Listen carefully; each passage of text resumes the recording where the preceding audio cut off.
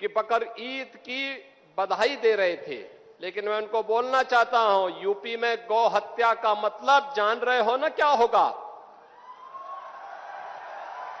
वो जान रहे हो? तो अगर जान रहे हो तो फिर अपने चेले चपाटों को समझा लो।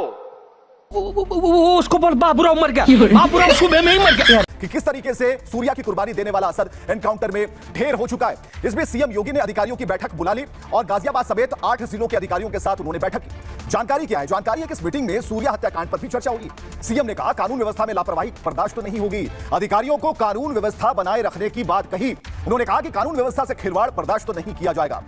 बजरंग बली की, बजरंग बली की। माना यह जा रहा है कि सीएम योगी खुद इस पूरी घटना पर नजर बनाए हुए हैं। इधर सूर्या चौहान के परिवार वालों ने एक और बड़ी डिमांड की है, एक और मांग।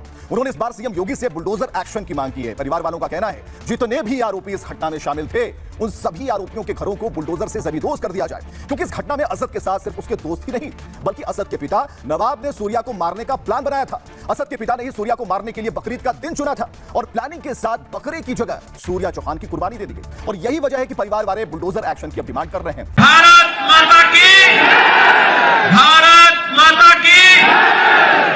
हमने गाय को माता माना है, तो गाय तो हमारे लिए माता है, वो पशु नहीं। पशु तुम्हारी बुद्धि है जो तुम हमारी गौ माता को पशु बोलते हो।